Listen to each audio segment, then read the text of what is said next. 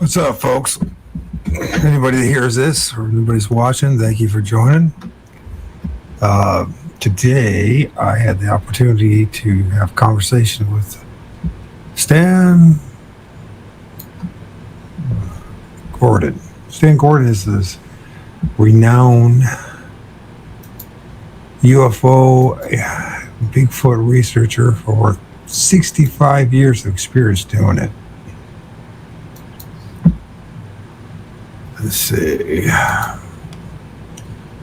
So Stan, he's got a website called stangordon.info, in which he takes reports, in particular in the Pensylvania area, of anything that's pertaining to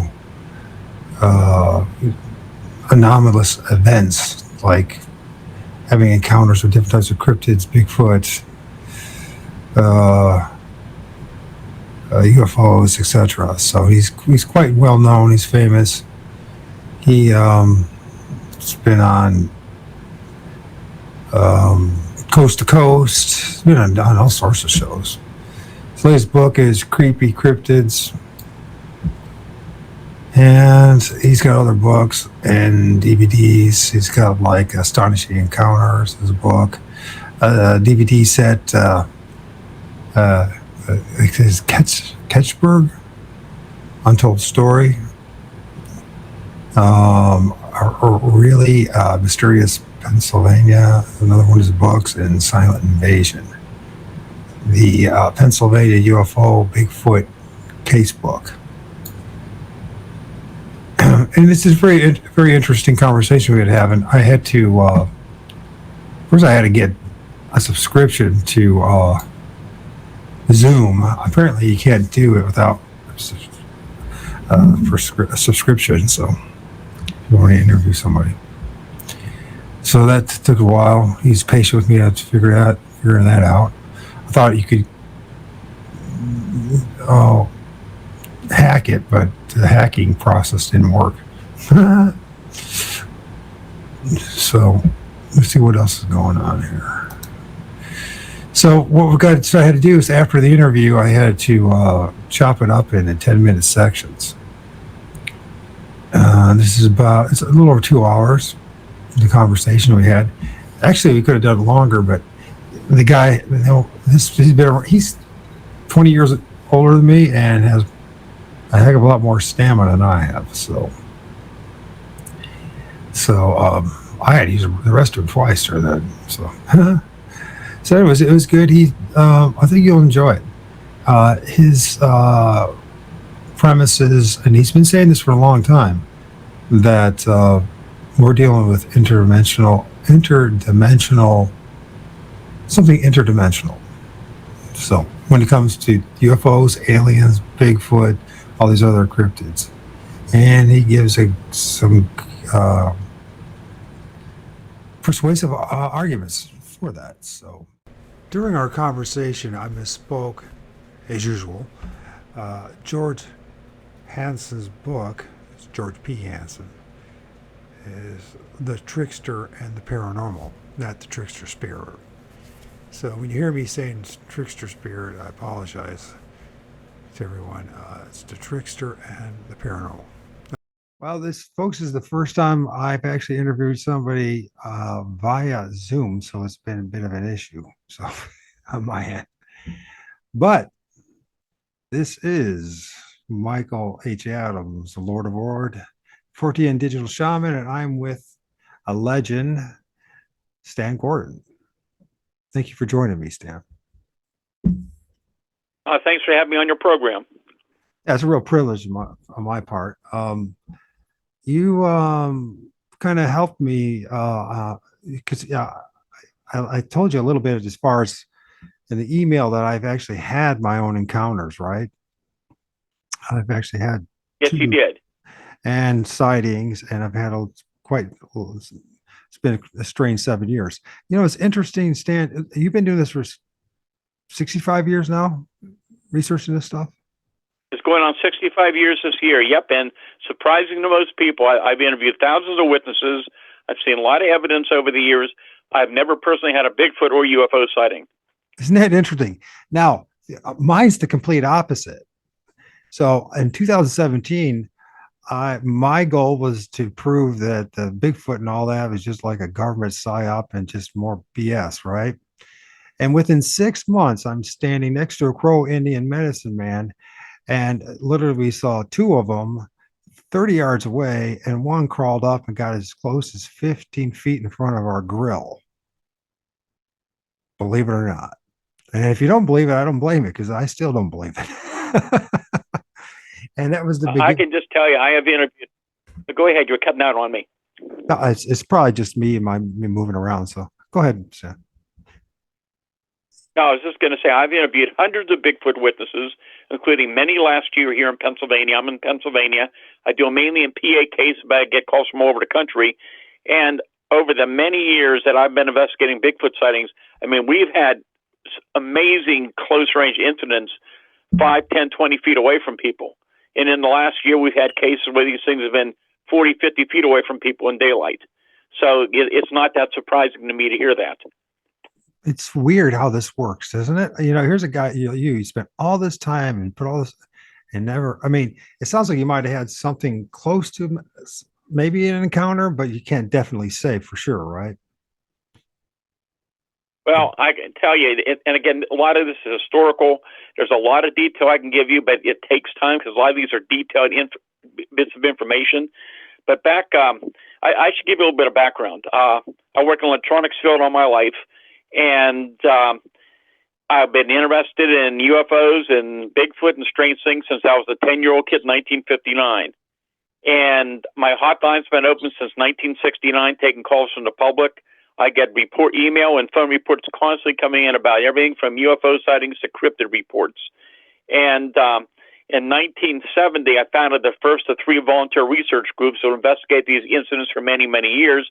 The groups no longer exist, but when I had them, and the first group was founded in 1970, the group was kind of unique. Most people involved were specialists. We had scientists, engineers, technicians, police officers, former military personnel who all volunteered their time to go out in the field with me to investigate these cases. And by 1973, I had set up to investigate cases across Pennsylvania. And in 1973, first we had the biggest UFO wave ever documented with hundreds of UFO sightings all year long.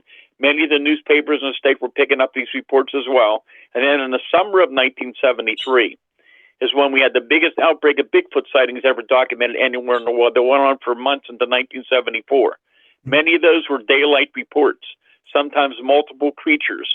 In many cases, my teams would be on the scene of an incident sometimes within minutes to hours after they occurred. That's why we could document these cases so well.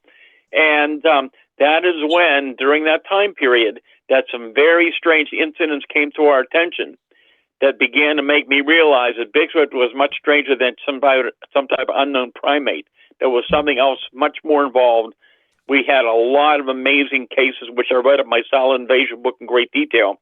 And those incidents have been occurring ever since. And I can just tell you, when I started in this investigating Bigfoot in the 1960s, I was convinced at that point that Bigfoot was an unknown species, something that science had never was able to confirm. But the data that I have now is that we're dealing with something that has a physical and a non-physical component to it. They come and they go. They're here and they're gone. Leave evidence of time. For lack of a better term, I'll call it interdimensional, which is why there's no bodies. You know, when I had my first encounter, that's not my first sighting, by the way. I don't know. And this is so bizarre, Stan. It all happened in the middle of my town. Now, I live in Sylvania, Ohio, on the border of Michigan, on the suburbs of Toledo, right? And on the edge of the like farm country, and that kind of stuff, right? And Yeah. what happened was I just I don't somehow I next I'm like in the middle of my town in a cemetery in a ravine that had a tree that was broken, and literally it was still leaves were still on it. It was still alive, right? And I mean, it was when it was broken, and there was no storms or anything like that. There's a big oak tree too, and I couldn't wrap my arms around the girth of the or the width of the tree. Right, it was broke about 5.5 to 6 feet high, right? And on the other side of that broken down tree that was running parallel across this ravine, we saw two of them. And then what happened, because I don't want to go into great detail of my story, but what happened was is that next thing you know, we saw two of them pop up. The Crow Indian medicine man, he did the howl thing that people do, right? And then they both pop up, and then the next thing you know, the one that was on the left just was now on our side of the ravine, just like that. I didn't hear anything. I didn't hear any branches move or leaves move. I didn't hear the thump of it would have jumped over it. I didn't hear a crawl thing. It's just like it went right through the tree. Have you heard anything like that before? Oh, I have heard so many unusual accounts. I started writing about this back in the 1970s. Now these kind of reports are going on all over the country and around the world. There is a lot of very strange elements to the Bigfoot report. I have a lecture I've been doing called Strange Aspects of Elusive Bigfoot, and we get into a lot of things about Bigfoot that people are not aware of. Or in some cases, I think a lot of researchers would rather just dismiss it and not discuss it, which I found that out was happening back in the 1970s. And now it's going on in many, many parts of the country and around the world as well. One of the first things that was very unusual during that 1973 outbreak, again, some of my teams would get on the scene within minutes. Back in those days, as this was going on, lucky, and my team was already in existence, a lot of the public, of course, you got to remember, there's no internet or no cell phones like today. So people would call the police departments and the news media. Well, we were getting a lot of referrals from law enforcement and news media at that time. So we would get out some of these locations very quickly, all year round under different weather conditions, including snow. And here we would find trails of these very large, unusual footprints with very big strides that would go with this and then just abruptly stop and end when there should have been more tracks. Right. And there was no way under the conditions we found that could have been fabricated. Well, that's been going on all over the country now for years, that type of thing. That was one of the first things that was very, very unusual. And then we began to have a pattern. We would have a UFO sighting in a certain area within minutes to hours or days later, we'd have a Bigfoot sighting or vice versa. And then we had some of those incredible reports with a Bigfoot and UFO seen together at the same time and place. And again, it's so strange and it's so unusual. There is so much of this that people are unaware of, and I'm sure we'll get into some of this today. But yes, I've heard the stories about these things going into a tree. I've heard reports from other researchers telling me that there's reports of, as strange as it sounds, a Bigfoot changing into a tree. These small balls of light that people have been seeing for years, that these balls of light have changed to other life forms. One of the first cases we had in 1973 that was very strange during that outbreak, this was north of Pittsburgh, September 73, when you had two witnesses waiting for a friend to pick them up out in the country. They see the 7-8 foot tall Bigfoot with white hair running across the road, but in one of its hand is carrying a small glowing ball of light. A short time later, this object came across the sky, projected a beam of light down into the woods where the creature ran into. That was one of the first reports we had like that.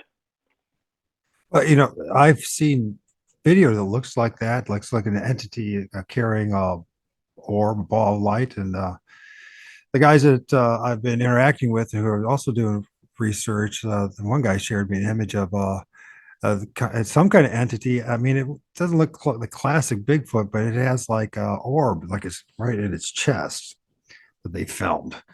There's a lot of stuff out there. If you could, Stan, you were the guy that 6 years ago, as I first discovered you about 6 years ago, about a year after I had my encounters, right? I was interacting with people like M.K. Davis in the beginning, right? But then I heard you, and you said something about interdimensional beings, and then it clicked for me 6 years ago. I said, I'm not going crazy. I really did see something that no one else was talking about. Why do you think that there's such a large portion of the Bigfoot community that's afraid to talk this way or talk about this stuff or has an issue with it? Well, again, going back to the 1970s, when I began to uncover these things, I began to make contact with the well-known names in the Bigfoot field back in those days in the United States and around the world. and I was publishing and talking about some of these strange things were showing up. And what I found out was from so many of these people was they had also heard these type of reports and they were aware of it, but they were reluctant to publish or write about it because they didn't be laughed at by their peers. And my position was, look, this is what we're finding. It's well documented. There is something happening here. I don't understand it. I don't have the answers, but I'm not going to sweep it under the rug and pretend it didn't happen. So over all these years, I've been doing this, and now more and more people in the Bigfoot field are beginning to at least indicate that they're aware of these. They've seen things out there. You're seeing a lot of this more now in the last few years. You're hearing more radio shows, podcasts, TV shows beginning to talk about this now. And I think more and more people in the field who are at least open-minded are beginning to realize that it doesn't make sense. All these years of sightings all over the world of Bigfoot-type creatures, and yet nobody's ever come up with a body. That's right. Nobody has they? It's quite amazing. Did you know John A. Keel? I did not. I'm aware of a lot of these names. I have not been in contact with everybody, but I have with quite a lot of people. Okay, because I just want because he was one of those guys that was talking this way as well way back then, back in the 60s and the 70s. I think Ivan T. Sanderson as well talked about that as well.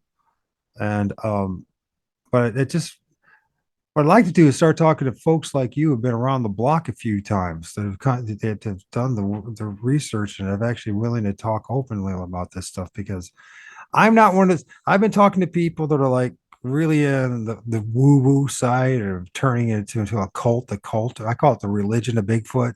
You probably know what I'm talking about, right?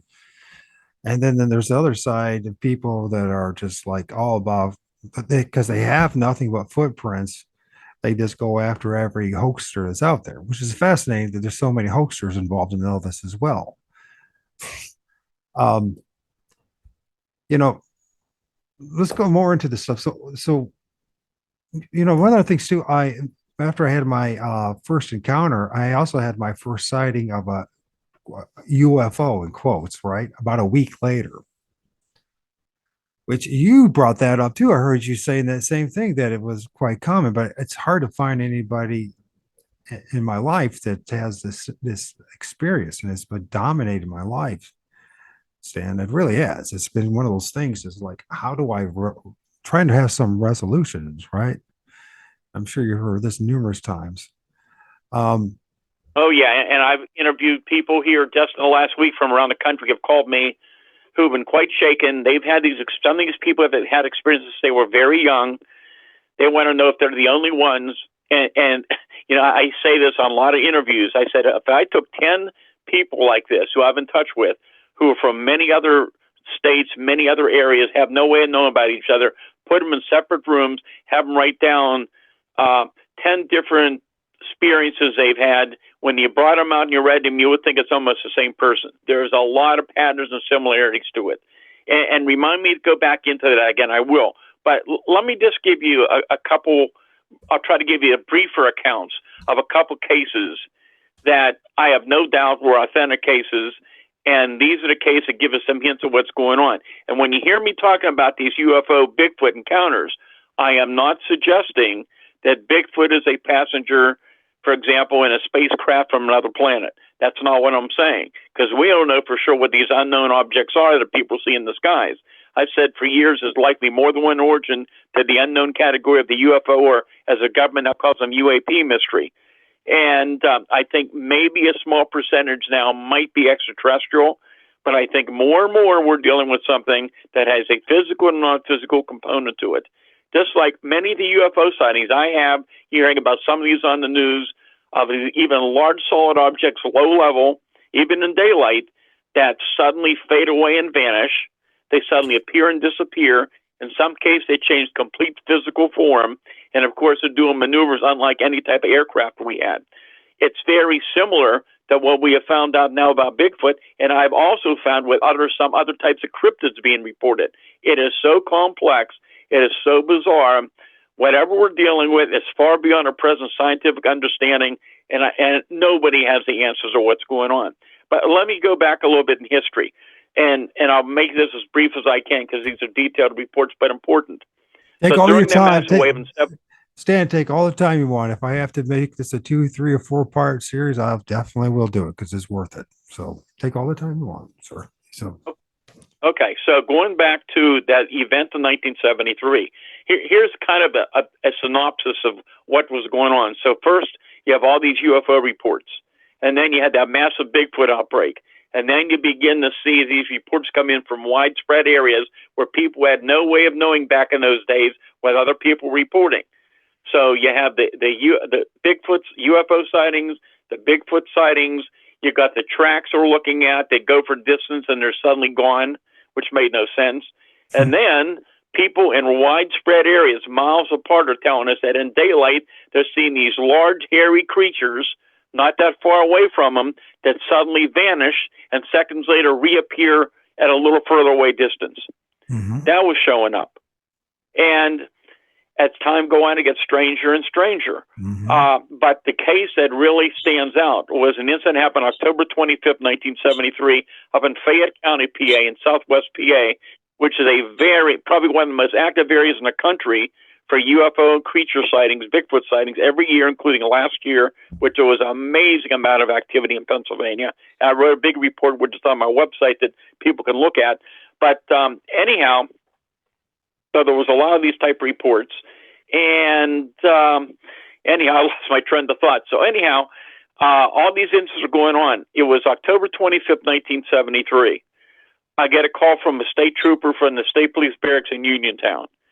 He just came back from investigating this incident, and he said, "Can you get a team up here as soon as you can? I think there's still a good chance of something up on the farm." So what I found out was that about 9 p.m., about 15 people in that rural community, they observed this huge kind of barn-sized sphere, red in color, about 100 feet off the ground, hovering and slowly beginning to move downward. And anyhow, I focused the story on a farmer's son who was coming up to visit his family, owned the farm. He would be the adult.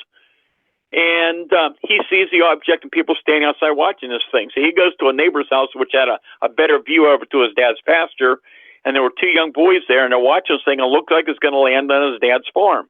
They decide they want to go over and see what this thing is. So they stop over his dad's farm, and the son grabs a 30-06 and a handful of ammunition. He didn't know at that time, but he had 2 tracer bullets in that ammunition that he put in his pocket. And of course, those that hunt out there know when you fire those that type of ammunition, you just got that luminous trail with the tracers. Anyhow, as they're riding down the farm road, the dogs in the area are just making a lot of noise. They hear this high-pitched whining noise and these baby crying sounds. And they make their way up towards the area where the pasture is. They angle their vehicle with the headlights on so they can see their path going up the hill. But they're noticing it looks like something's draining the power from the headlights that they had never experienced before. As they start walking up to the top of the hill and they get to the top, they're amazed because about 250 feet away, this object was now landed on the ground in the pasture or right above it. But it was no longer a complete sphere. It was a big white dome, like a half a sphere, again, about 100 feet in diameter, making that whining noise, illuminating the area. They're standing there in amazement, trying to figure out what this thing is. But soon after, they are amazed to see about 75 feet away these 2 huge hair-covered Bigfoot-like creatures walking along the fence line in their direction. The one in front is about 8 feet tall. The one behind is about 7 feet tall. They're kind of stooped over. They have very long, dark, matted hair hanging off the body. They have what appears to be no neck. The eyes are large, about the size of 50 centimeters, and they're glowing luminous green. The arms are so long, they're hanging below the knees almost to the ground. And one boy was so frightened he ran out of the field. The other boy yells, "Shoot him, shoot him." Well, the guy fires his first shot over their head, which was a tracer bullet. He fires that tracer bullet, there's no response. Interestingly, when he fires that second tracer, the largest of the 2 creatures reaches out with one of its hands as though to grab at that tracer. It makes that whining noise. The moment it does that, that huge luminous object in the field vanishes. So we're not saying accelerates and takes off from the ground. It just vanishes and it disappears. And and the sound stops. Most of the luminosity is gone. The creatures turn around, start walking back along the barbed wire fence towards the woods. At that point, this guy has his 30-06 loaded with live ammo. He's firing right into him. And until he passed away, he said, "I'll never forget that thing," with his glowing green eyes staring at me as I'm pumping live ammo into it with no effect on it whatsoever. So he and the boy at that point were frightened, and they ran back to the vehicle, went to the farmhouse, told the family what happened, took it to the neighbors, and called the state police. 45 minutes later, the trooper shows up, said, "I'm here to investigate the incident." The witness said, "Just forget about it. You're going to think I'm crazy." Trooper said, "Look, we had a report of 2 of these things up on the mountain the night before. I have to investigate the report." So they go up in the patrol car to the area where the object was reportedly on the ground. And the trooper told me when they arrived on scene, the area was self-luminescent and glowing, about 100 feet or more in diameter. He said the farm animals would not go into it. And he told me, he said, if I had a newspaper, I'm certain I could have stooped down and read the newspaper from the light coming off the glow. I was also told that after that happened, they went back to the state police barracks. Both the trooper and the witness were taken to 2 separate rooms. They were separately interviewed, and then they called me to send my team up. That's the short part of the story. We were up there, I believe, the whole night, almost the whole night, the early morning hours.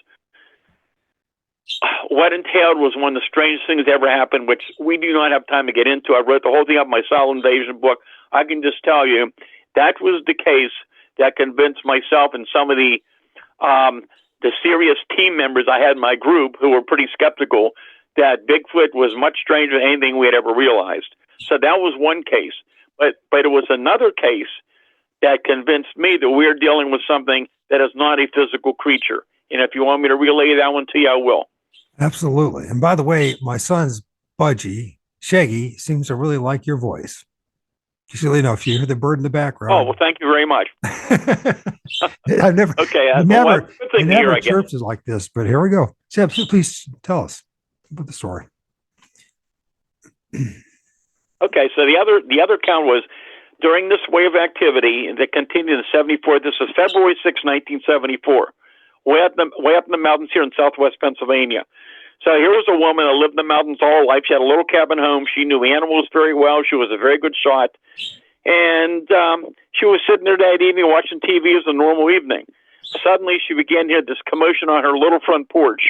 She had some empty soda cans out there, pop cans. Someone was knocking the pop cans around. Well, I remember her telling me that I think it was about 2 or 3 weeks before, she had a pack of wild dogs coming through. So she figured, I bet those dogs are back. So she thought, you know what? I'll just grab my 16-gauge double-barrel shotgun. I'll load one chamber. I'll go out on the porch and fire over their head and scare those dogs away. So she proceeds to do that. She loads her shotgun. She loads one chamber. She walks up to the front door.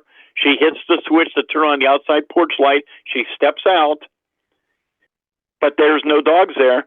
6 feet in front of her is a 7-foot-tall, hair-covered Bigfoot. As soon as she turned the light on, it put its arm straight up over its head. What did she do? She pulls the trigger. She said there's this bright flash of light, like a flash on a camera, and that huge hair-covered creature vanishes in front of her. But there's more to the story, too. So her in-laws lived 100 feet away, and they heard the gunshot, and they called her to ask her what she was shooting at, and she tried to explain it to him.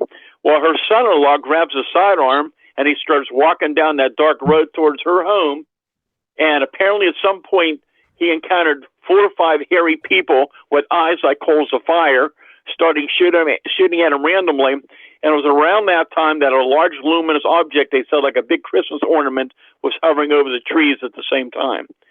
That's when they called the state police for help. Well, some of your listeners will probably remember the time period. So it's February 6, 1974. There was a big national strike going on, trucker strike going on around the country. There was gas rationing. A lot of people remember the gas rationing, and there was some violence on the highways across the country. So in Pennsylvania, the state police and National Guard were patrolling together.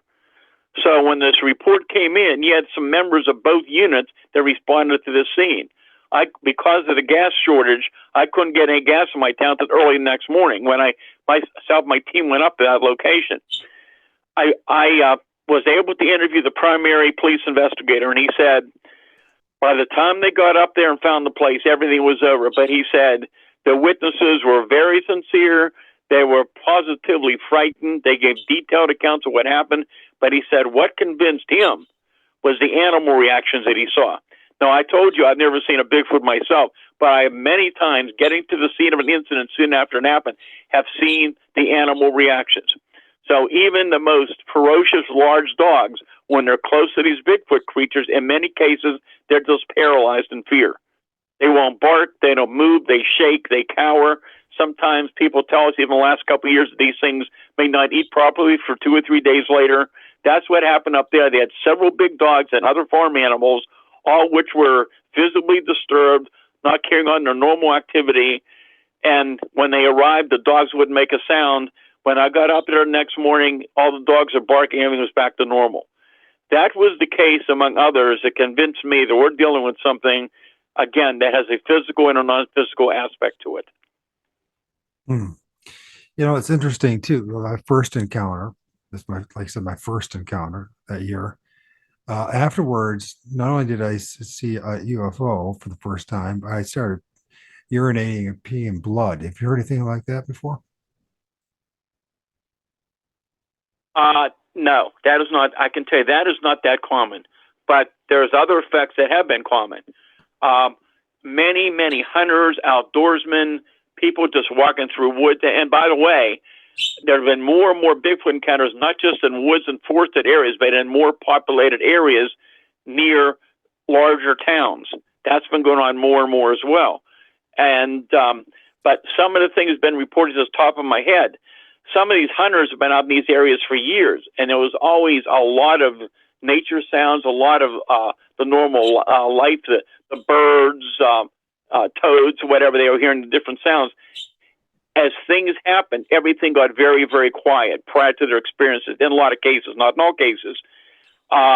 Some of these people and hunters, and I talked to somebody who had an experience like this a couple months ago, a hunter in the afternoon out in this area, who had the most overwhelming fear that they have ever experienced in their life, and ran from the woods. And this has been reported many times. There's various physiological effects have been reported with both. Well, we'll get into that with some of the Bigfoot stuff. Supposedly, when these things, people were very close to these creatures, it is very strange and unusual, let me tell you. Sure the hell is. You know, Stan, I'm 56 years old. This all started happening when I was 49. And prior to that, I didn't believe in any of this stuff. I was never even interested in it, right? My background is in environmental science and management and ecology. I work for environmental consulting firms. And I also was in something called greenscaping, working with developers to preserve as much of the parcel of land that they were developing or to restore it. So it's designing nature trails, boardwalks, bogs, all that kind of stuff, right? So I have a background in that, right, and outdoors. And I never experienced any of that stuff, Stan, until I started focusing on it. Have you ever heard anything like that before? Like, Yes, I have, to the degree. Here's what I found out. And again, it's complicated.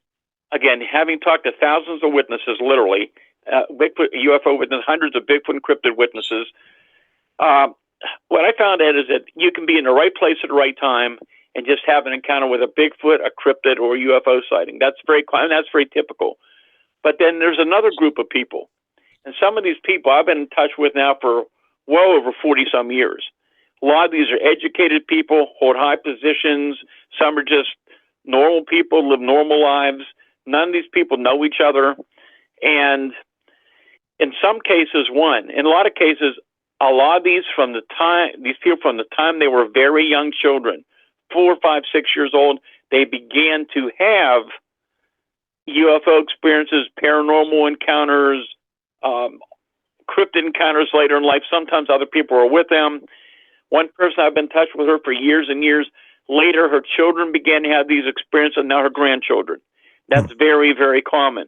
In other cases, somebody later in life has a very close encounter with somebody along this line, and after that, they begin to experience other incidents as well. And that's something that's been very, very common. I deal with these things all the time. I'm one of them. So, and I never expected the high strangeness and the paranormal aspect to all this stuff either, you know. I never was that person is ever interested in ghosts or scary stories, or you know what I mean. It never was me. And all of a sudden, I'm having this stuff, and there's a lot of synchronicity and a lot of just real bizarre stuff. My second, so I've heard like the samurai chatter as well once. But I remember one. Well, this is a great one example. So in October of 2017, I was taking out the garbage, and my neighbor. I live in a quadplex. I live in the daddy place, right? And so, and I got some incredible people in this quadplex, and have had shared experiences with me. Later on, if I have time, I'll share the story of my second major encounter, in which my neighbor upstairs, who just retired from the Air Force Reserves and still works for the Air Force Base here, right? Credible guy, right? He ended up having sharing in that experience. But this gal, me and her were taking out the garbage, right? And as we're talking, we hear this thing that people were talking about, samurai chatter. Now, this is to the due east of us, a lot close to where the railroad tracks were, on the other side of our neighbor's property, right? We both look over there, and she goes, "What was that?" Well, I wasn't thinking quite at the time. I said, "No, that they're boogers." She goes, "What's boogers?" I think they're Bigfoot. It's a Bigfoot.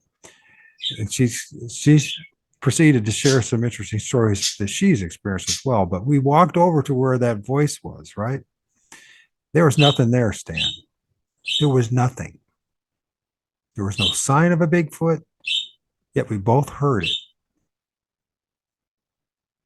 I mean, And again, I've heard this many, many times.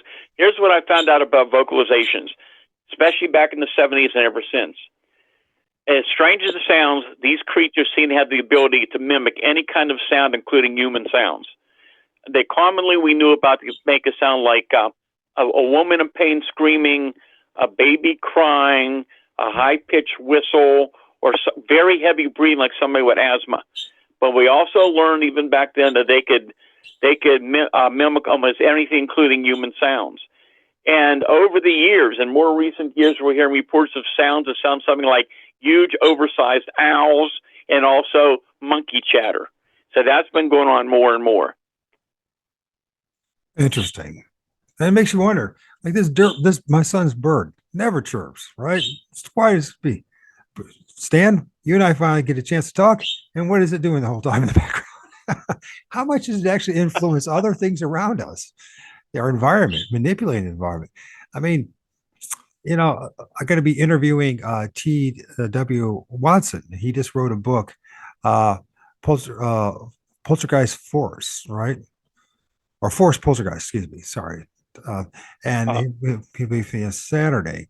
And a lot of what we're experiencing mimics poltergeist activity. What's your take on that? Well, again, the more I know about what's going on, the stranger it is. I can tell you one, I truly believe there's an energy connection to all of it. What I talked about years ago was the fact that many close range, low level UFO sightings and many encounters with Bigfoot and other cryptids often occur in the vicinity of high energy sources. So you have many sightings around high tension power lines, power plants, cell phone, communication towers, gas wells, gas lines, bodies of water, goes on and on and on. There's an energy connection to it. How about how about, And how about quarries or cemeteries? we do get some reports around those kind of areas as well. Okay, And even around Native American areas of petroglyphs, burial grounds, we get those on occasion as well. okay. So what are we dealing with, Stan? Give me the answer, please. I know you can't, but I really wish somebody so I can send some resolution to this stuff, because I can move on with my life. Listen, this is why I believe there's so much secrecy from the government concerning the UFO phenomenon. If you've been watching Skinwalker Ranch, the different series, people are aware that the government had an interest in what was going on there through the Defense Intelligence Agency. They were aware that there was some relationship between the small orbs of light, the UFO sightings, the strange creatures being seen on those properties.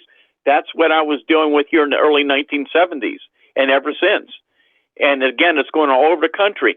So here's the thing. You can have a Bigfoot sighting, a UFO sighting anywhere. But here's the interesting thing I've been finding.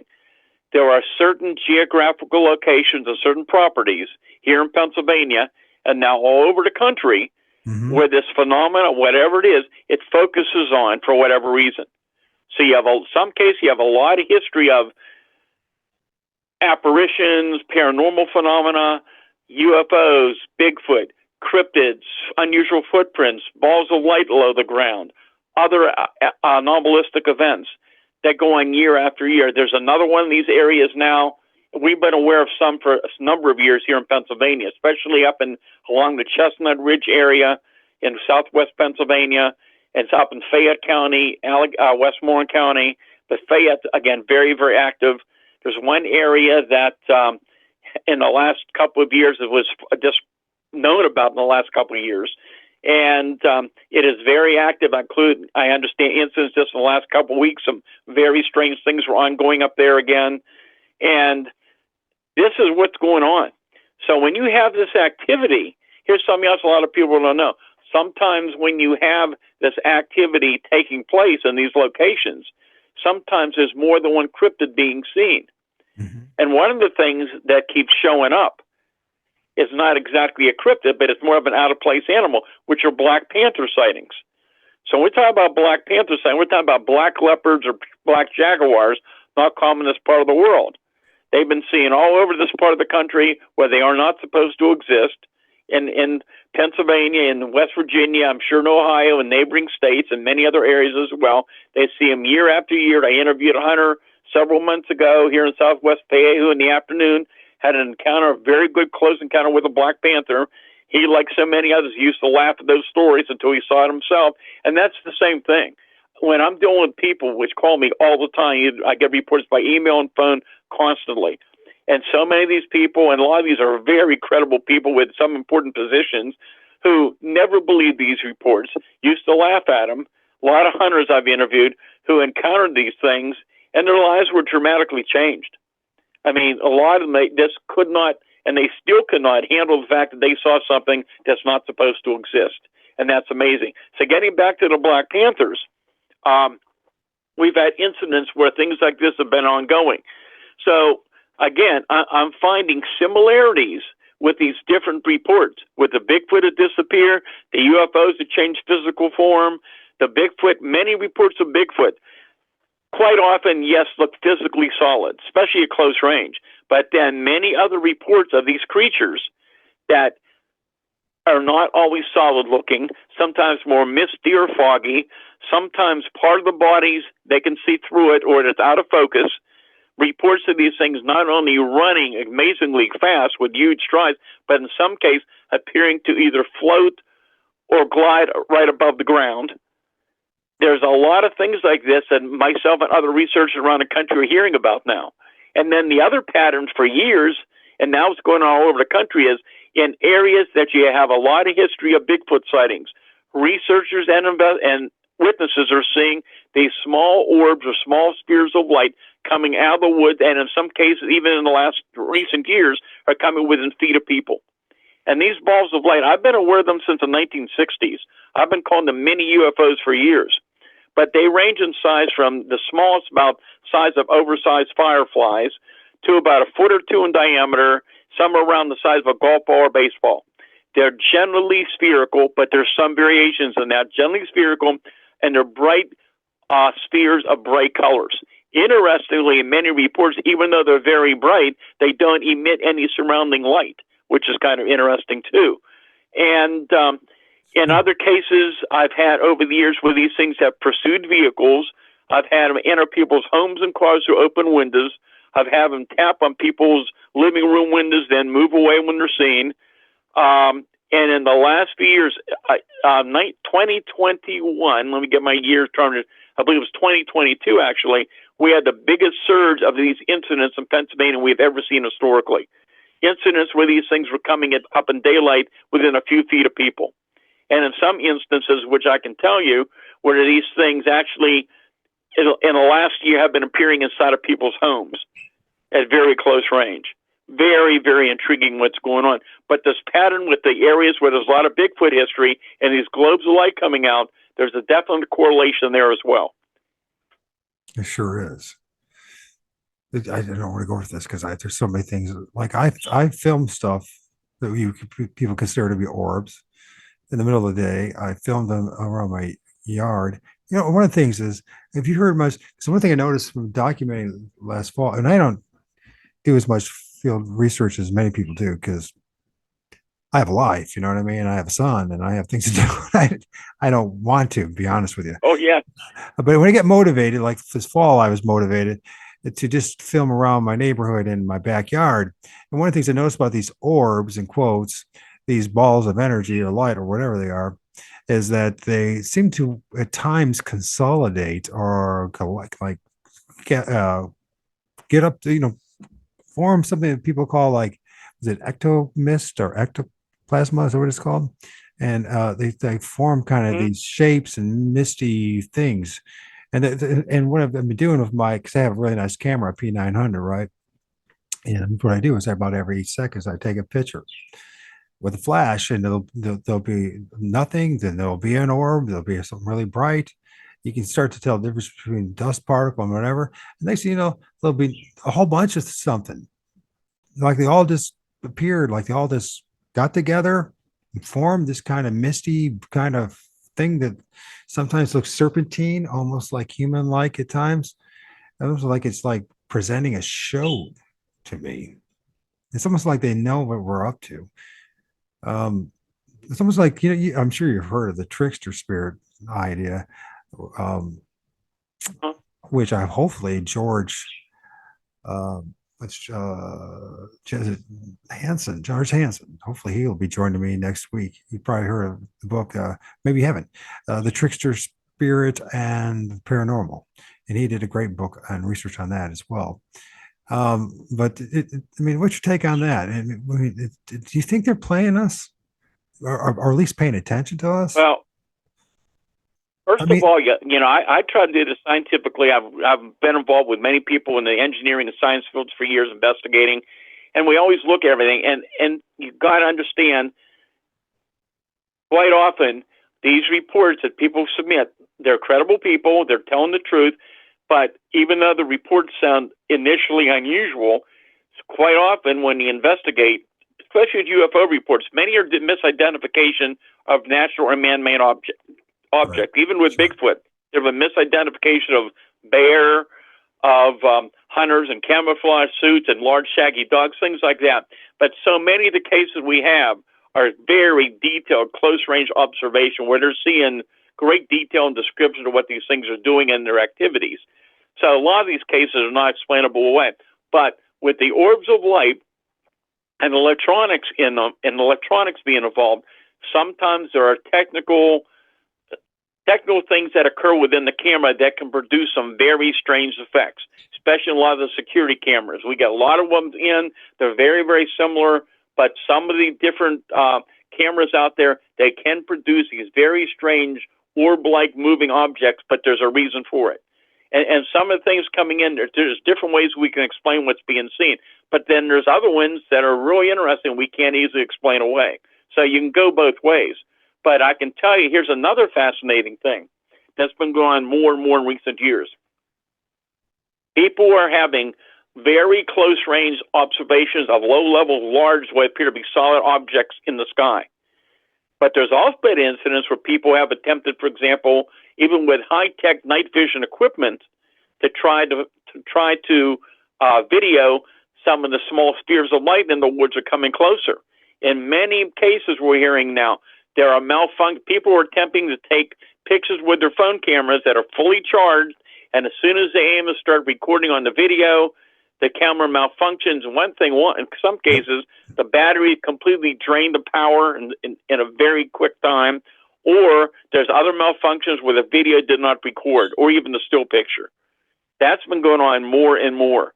So that's really interesting. You got these EM effects involved in these various cases with both UFOs and Bigfoot. And I can give you other instances as well for both cases. But also what I started to tell you about with the Black Panthers. And again, there's similarities with the objects physically change in form, appearing, disappearing, the Bigfoot doing the same type of thing. So here's a Black Panther story for you. This goes back to February 1983, I believe it was. Very cold morning up in the mountains. This guy's coming home, his car's overheating. Pulls into his driveway and into the garage, and he goes and get a can of antifreeze. He comes out and he starts putting antifreeze in the car. A few minutes later, he hears this loud growl behind him. Turns around and look about 20 feet away is this large black house cat sitting there growling at him. Well, out there in the country, there's cats roaming around. He goes back to putting more antifreeze in the car. A few minutes later, he hears a louder growl. He turns around to look, and he couldn't believe it. That big house cat has now physically grown to twice its size, and it's sitting there just ferociously growling at him. So he throws the antifreeze can at it and hits it, then growls louder. It starts walking outside along the road up there that's well illuminated. He runs in his house for his pistol. He comes out a few minutes later, and he said, I couldn't believe what I was seeing now. He said, that big cat now has physically changed, and it looks like an animal I saw in the zoo, like a big black panther, but has glowing yellow eyes, and it's just sitting there and just growling at me. He took a shot at it. He didn't know if he hit it. Moments later, it physically vanished right in front of him. That was it. Now, did he say that he noticed like any facial expressions on this panther when it was growling? You know? He didn't. He was far enough away. He probably noticed that. I think he was just paying attention to the whole creature, but he just said it was making loud growls at him and had glowing yellow eyes. So we have glowing balls, basically, eyes, right? So we have sound effects, and we have something that's almost shadowy, almost. I mean, probably had a hard time really making out any kind of detail about the fur or anything like that, huh? Well, he described in great detail about how long the body was, the very long bushy tail that was almost as long as the body. Gave a very detailed account of what it looked like. And he said, I know what I saw was an animal we call black panther, like I saw in the zoo. Right. So I'm not questioning that because it reminds me that going back to my first encounter with the Pro-Indian medicine man, when that Bigfoot was crawling up the ravine and got 15 in front of us, it was massive. It was jet black. It was blacker than any black that I ever seen in my life, right? And this is just now, it just turned, it was just dusk, right? So it just got dark. It was so black, and I never seen anything like it. And it also shimmered like it had electricity running through it. Now, the first encounter. Now really there you go. Now, explain that shimmering again. I want to hear that story. So it seems like every hair on it was pointed up and it was shimmering, and there was like electrical like glow that you would have, or an aura that you might see around an electrical power line or something like that. And like it was emitting electricity. Mind you, I told you earlier too that after that encounter, for about a week I was urinating blood.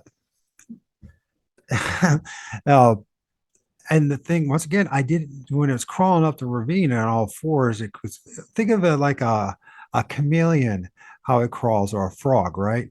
Some people talk about spider crawl, but what I experienced is more like a chameleon or a frog. Steady, slowly, deliberately as it was going up. Massive, everything that you, as far as the outline of the thing, everything was people say a Bigfoot is, right? The broad shoulders, the huge arms, the huge legs, the massive. The thing had to be well over 9 feet, based from what I figure out. And but here's another part of this Fortean journey, right? So the Crow Indian medicine man, who went by the name Crow, by the way, he said that he saw the eye shine. I couldn't see it. We were literally only a couple of feet from each other as we're standing on the edge of that ravine. He could see the eye shine. I couldn't. Okay. But what I saw was how the body was shimmering, like there was electricity running through it, like static electricity.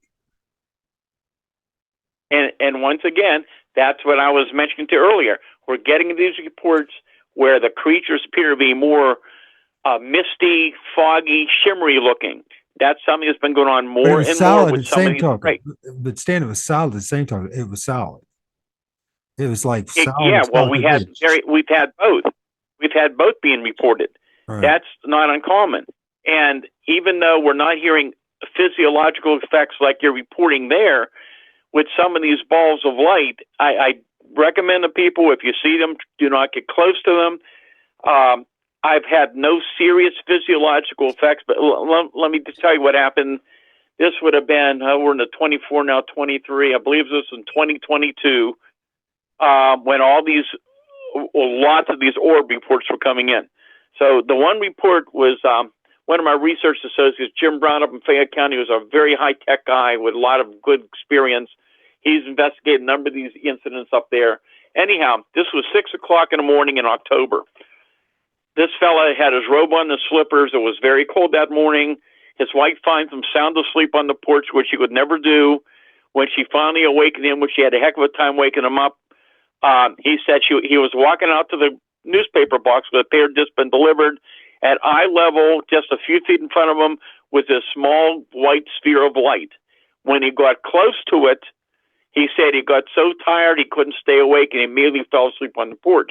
So 3 days later, about 40 miles away, outside of Ligonier, way up in the mountains. So once again, that this area is close to the edge of the Chestnut Ridge in that area. Then there you have a little spacing, and then you go into the Laurel Ridge, which also has a lot of history of weird things, especially up around the Ligonier area. Anyhow, it's around 2:30 in the morning. This woman awakens to go to the restroom. She has one of these old historical homes with a high ceiling. She comes out of the restroom, and I believe it was 5 feet away in her living room. Here's this dark blue, about 2 foot in diameter sphere of light with some kind of a dark mass moving inside of it, hovering in her living room a little bit over her head. She remembered taking one step towards it. She felt like a slight electrical jolt. And then she said all of a sudden she got so tired, she immediately had to run into the room to go to sleep.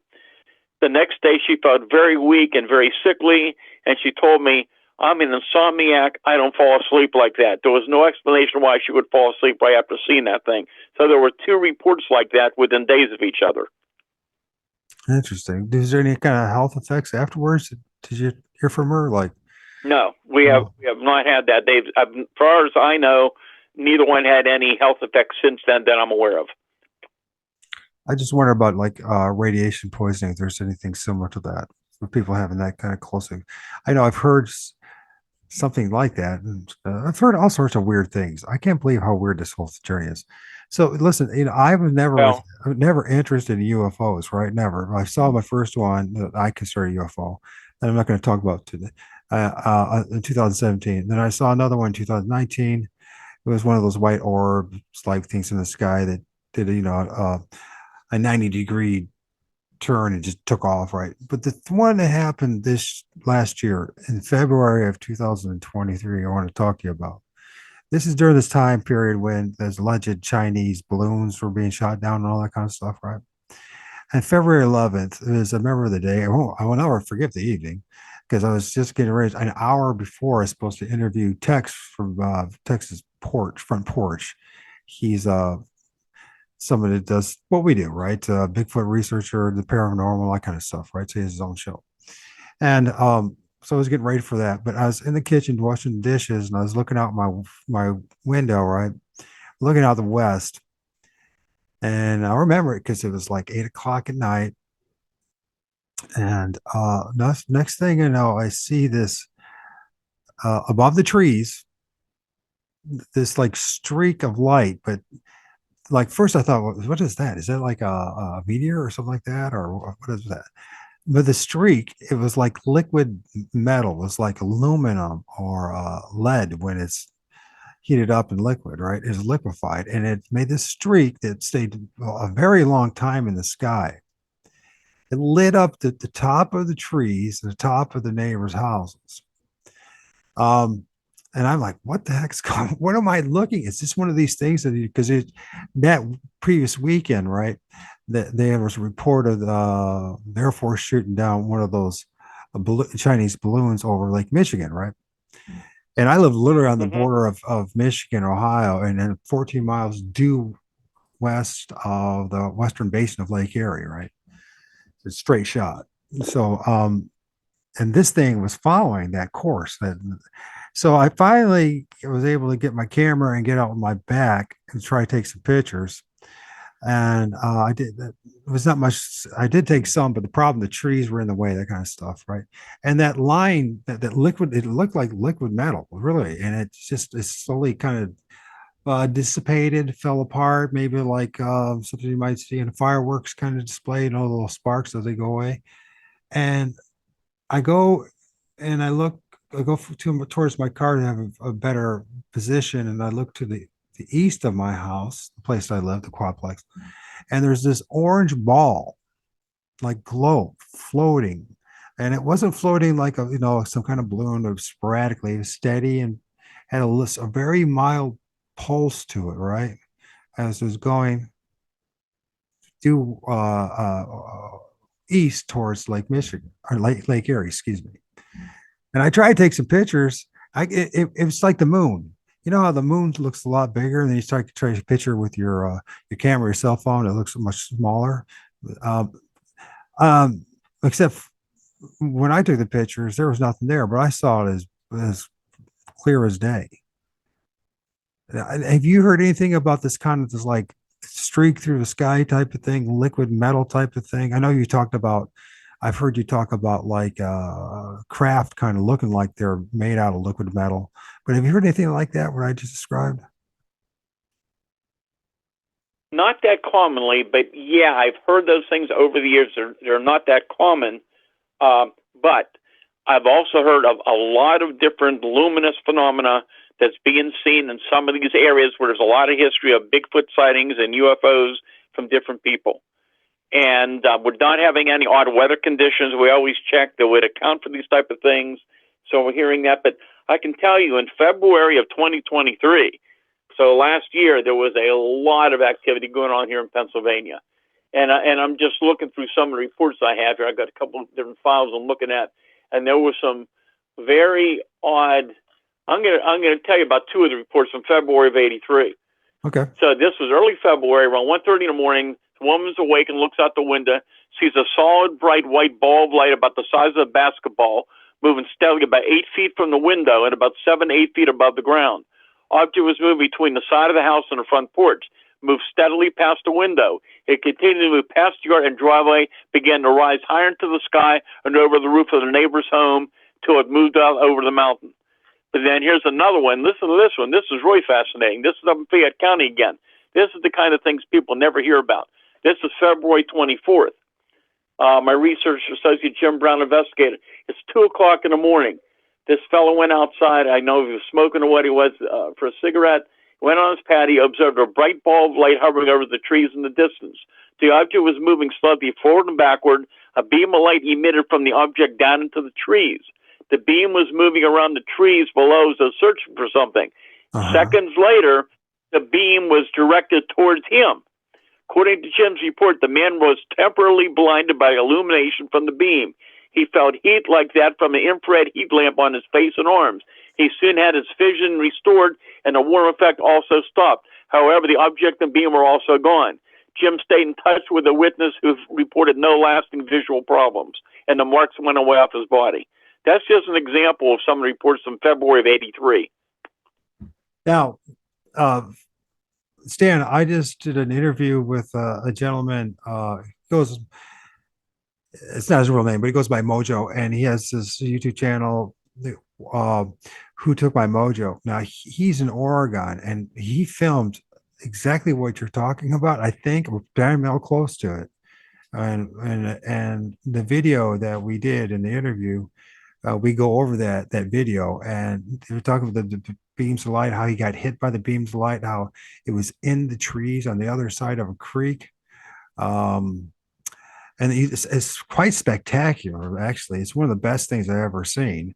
Um, um, yeah, I mean, if you're interested, I'll email you that and you can look at it. But it's fantastic what you're talking about. It's like these beams of light coming out of it. It's like this kind of like a craft. It was almost, he calls it his take on things. Of course, everyone's guessing, right? This is part of the problem with this whole place that we live in, Stan. There's a problem here if you think about it, right?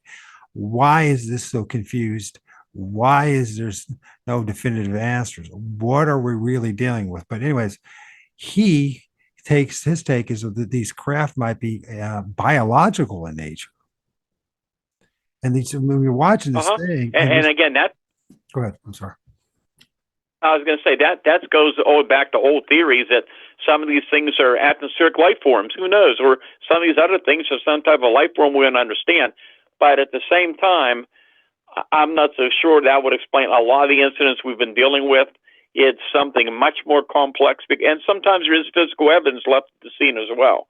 And again, these EM effects with the camera malfunction, I've even found cases, for example, I've interviewed people where right after, let's say, a cryptid encounter, they had full functioning camera equipment, it was working fine. There was physical evidence left, let's say tracks. They went over to take pictures of the physical evidence and the camera would malfunction. But as soon as they left the scene, the camera worked fine again. That's no problem. Yeah, I wanted to mention to you, too, because we've only talked about basically Bigfoot, and we mentioned Black Panthers. There are many other type of cryptid creatures that I've investigated in Pennsylvania for years. I've written about these in my books. And there's so many other cases I work on all the time. Even this year we had reports. And they range anywhere from the giant thunderbird sightings of these huge flying creatures with similar but various descriptions to these winged humanoids to this very skinny, hairless humanoid creature has been seen for several years in Pennsylvania and now across the country. All kind of reports. The whole thing is this. You could not possibly have so many type of unknown species of odd creatures being seen that science has never confirmed. It's impossible. But at the same time, you have so many credible people who have seen these things at close range, giving us similar details that you can't dismiss these reports. There's nothing else that makes any sense except the fact that we're dealing with something which we do not understand yet, that under certain conditions, these creatures, these objects, they come into our reality, they can look physical at times, they can leave evidence at times, and then they're gone. They come and they go, they're here and they're gone. We just don't understand what we're dealing with yet. Shape-shifting thing that's going on that many different other cultures talked about in the past, and maybe we just because of a modern Western, scientific mindset, we just materialistic mindset. We just I talked to another researcher recently. It told me about interviewing a witness out of state. I guess I don't know how long ago it was, who said this thing was right in front of him, and suddenly this solid-looking creature began to pixelize, like you see a pixelization on a computer, and it just vanished right in front of him. I mean, these are the kind of things that are going on more and more. We're hearing from so many people, and there have been some very good books written about this now in the last 2 years. So it's starting to come out now because so many people in the Bigfoot field are beginning to question themselves about what the reality of Bigfoot is. People are seeing something out there. Many hunters are seeing them and other people, but it's just so strange and unusual. And I think they're beginning to realize that there's something else out there that we don't understand that we're all dealing with. Yeah. Now, my second major encounter in 2017 I remember that it was December the 17th, 2017. And it's going to kind of go along with what you're saying here. And interesting enough, this is in my backyard. I was taking my son to karate practice, right? And he already got in the car. I was halfway from our back door to the car, and I swear to God, and this stuff makes you think that you're crazy, to be honest with you. And I just, but hey, listen, I know I'm not because I shared the experience with other people the next 3 days. So what happened was something that this time it appeared and it literally just manifested. It's almost like it came out of a tree. There's an old silver maple on the corner of the eastern side of our driveway there. And it just manifested. This time it seemed or appeared to be like 10 feet in front of me, right? This time I was able to see the facial features of it and the upper torso, but I don't recall seeing the arms and legs. It just manifested. It's just, I mean, it was dramatic and shocking, and it was really very disturbing what happened. I was like, and And I had to get my son to the karate practice, right? And I was like, am I just dreaming? What the hell? And then the next 3 days, it was the strangest 3 days of my life, high strangeness. At the time, I was um, a hardcore Christian and all that kind of stuff. And I called up a lady, but Dr. Erica Shepard, and she's known in the internet world for her deliverance stuff and all that. I mean, this is how bad it was. I mean, it got really bad. But day three, this is number three again. For some reason, that's involved in all this stuff. Maybe not. I don't know. But it was like a very disturbing 3 days. I was so disturbed. I was sleeping in the same bed with my son because I was worried about him, right? 3 in the morning, I woken up by something uh, running around on my porch. Right, I'm listening to run around my porch, and I'm cutting out a whole lot of stuff that I went through for those 3 days. But I get up. I'm so exhausted from what I've gone through for 3 days, right? I get so freaking raging mad for everything I'm going through. I start f bombing it and screaming at it, and this thing you can hear it. It's like starts freaking out, knocking over stuff, going back and forth, right? This is sometime after 3. Now, my buddy who works at the air base and has been with like to just retired with the Air Force Reserves and all that kind of stuff, and he's a solid man, solid guy, right? He pulls in with his pickup truck about sometime between 3:20, 3:30, and he sees this really dark figure. Because I found out the next day because I asked him, but because what happens, I was coming out, he was leaving to work, I was with my son, and he asked me how I'm doing. I said, his name was Mike as well. I said, Mike, there's been really weird stuff going on in my life in the past 3 days. Have you seen anything weird? And he said, yeah, man. When I pulled into our driveway, I saw this really big dude, super tall. Nothing about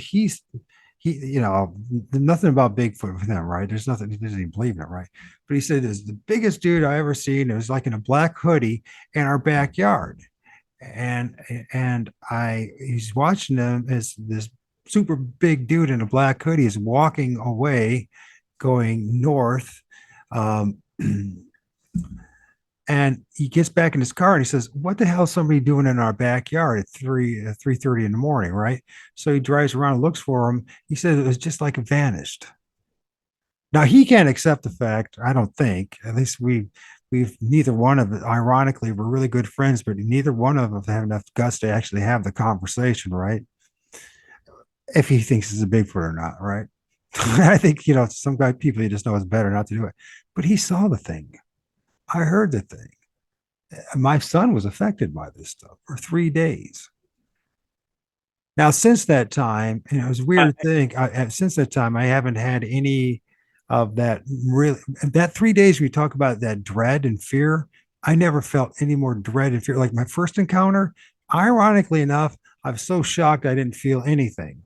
I was actually more concerned about the dude next to me and the combination of things. Like it was time to go, right, and get out of the place because I was visualizing all the things that possibly could happen.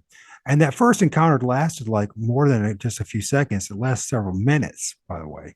But this third encounter was so dramatic, so life shocking, so disturbing.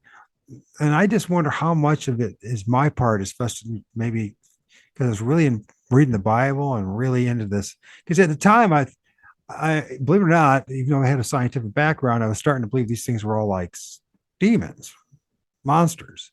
But now I'm starting to wonder how much of this is even, if it's just like a freaking light show for us. You know what I'm saying?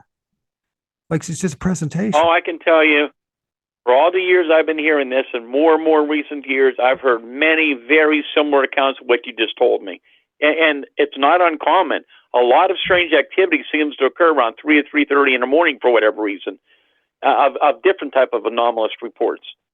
And even the rogue figures, sometimes they'll show up in some cases as well. And some people have these experiences of talking about various entities have appeared by their bed or in their rooms at night. But I've had many people tell me that they're riding down the road and suddenly, out of nowhere, this huge Bigfoot creature or sometimes other entities, some which are like floating, gliding entities, float right across the road, right in front of their vehicle, and suddenly they're just gone. They appeared, they saw it, and it was gone, just like watching a Predator movie. So we keep hearing these kind of reports coming in. It's just a head scratcher, isn't it? I mean, I know it's all conjecture and speculation, but after 65 years, you might have, I mean, at least a handful of different options. Now, one of the things is, I just interviewed another guy from New York. He's up in New York, and he was filming stuff in New York City. He no longer is New York City, but of course, that the area and all that, with the river, the Hudson River, and all that. That he was filming. He's been, and we went over as well these images of these uh, they're like plasma, like balls. He's filming the stuff in the sky, right? And they're morphing and they're changing.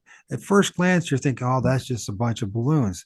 Until you start really paying attention to what's going on and how they're emitting like energy. They're like these different types of lights, how they're morphing and turning and everything from like multiple balls into like a big one, different shapes, shape shifting, that kind of thing, like blobs of plasma or something like that. Have you heard anything like that?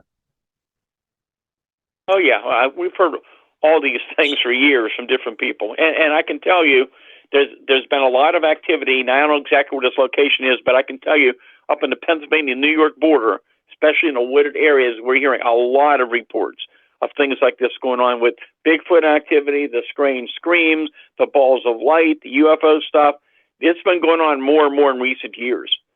And I'm telling you, this stuff is happening more. It's not something that's a rarity anymore. This is very, very common. I've been giving lectures to the public since I was out of high school in the late 1960s. I've done a lot in the last year, and I can tell you almost everywhere I've gone to, people come up to me afterwards. A lot of them contact me later privately because they wanted to tell me about experiences they had recently or in the past and never reported to anybody. And there's so many consistencies in the reports, and everybody is saying the same thing. I never would believe it till I saw it. I know I'm not crazy, but it's something that you would think you're crazy because how do you talk to anybody about these type of things? And that's what's going Right. on. I mean, just in the last month, the people I've talked to, and their experience are just amazing, and people are having a very difficult time dealing with it. Yeah, and that's what we need, people like you who've been around the block a few times to talk to us and reassure us that maybe we're not going crazy. I'm not saying there's not there's some pretty whacked out people that I've met too as well, you know what I mean, in this journey.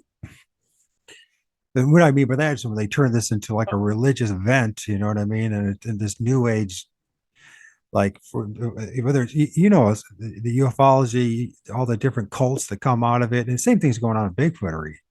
All right.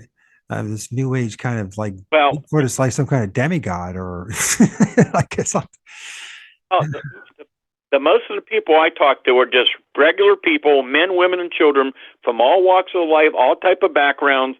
I talk to a lot of first responders, police officers, a lot of educated people who, again, would never believe these things until they saw it themselves. For many, their lives were changed, and some are reporting things that are just so amazing, so unbelievable. And the details that people give me are so similar. There's patterns to it. That's what I look for. And I'm telling you, I have no doubt that a lot of these people are telling me the truth to the best of their ability. yeah, I do as well. I think there's a lot of people who are experiencing just like me. That's now I'm going to ask you if it's all right, Stan, just some questions, and it's not intended to be insulting to you. A lot of these questions I'm going to ask you, I'm not saying I even believe in, right? But there's people that I've talked to and I've interviewed in the course of my journey here. Um, and if it's all right with you, and some of these questions are going to be absolutely absurd, but I think it's important, especially for those who listen to my show and my different channels, that they um, understand that there's some things that have been shared on my show that there's people can take this way too far, right? If you know what I mean. What I'm just interacting with the people in the ufology and Bigfoot. There's people out there. I'm not taking up about the average person who's had an encounter. I'm talking to the people that have shows and are trying to promote themselves, and create their little cult. But have you ever heard it ever? This guy is claiming that there's such that the people are coming out saying that they're Sasquatch has like flying spacecraft. Have you heard anybody ever say that they actually have a fleet of spacecraft, or that anything like that? I know it sounds strange. Who has a fleet of spacecraft? Yeah, I know. I know. No, I didn't hear your whole question. Some about a fleet of spacecraft. Yeah, Sasquatch. Yeah. You ever heard anything like that? No, I've never heard that. No, I have never heard that before. And once again, as I keep saying, the reports I'm talking about, I am not suggesting it's Sasquatch or Bigfoot is extraterrestrial and is connected with spacecraft from another planet. That's not the evidence I'm seeing. I'm seeing that we're going with something that appears to be physical and non-physical both. And for lack of a better term, I'll call it interdimensional. But no, that is not something, be honest, I never heard that till just now. Well, that's what I wanted to bring it up, because this is a guy that's been around. And he says, "Oh yeah, yeah, yeah," and I'm like, "Well, I got to ask Stan, because Stan's been around. If anybody has heard such a story, he'd be him." Now, there's another question that brought up, is that or statement that claim.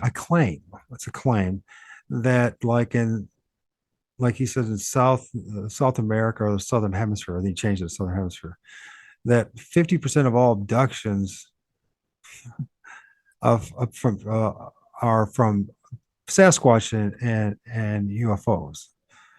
Have you heard anything even close to that? Have you ever heard any story which somebody claimed that they were abducted by a Bigfoot or Sasquatch and taken into a spacecraft, and in order to have like their eggs harvested and have hybrids made of? Have you heard anything like that? I'm being not sincere. With Bigfoot, no. No, I have not heard those kind of reports. They're not common whatsoever. The cases I work on, that is not common whatsoever. And over the many years I've been doing this, it's going on 65 years. And I've heard a lot of strange stories over the years. And some of them are interesting, but there's no way to verify these type of reports. And what you're talking about, something I rarely have ever even heard brought up. And but I can tell you the cases I worked on, it's just nothing that shows up like that, period. Right.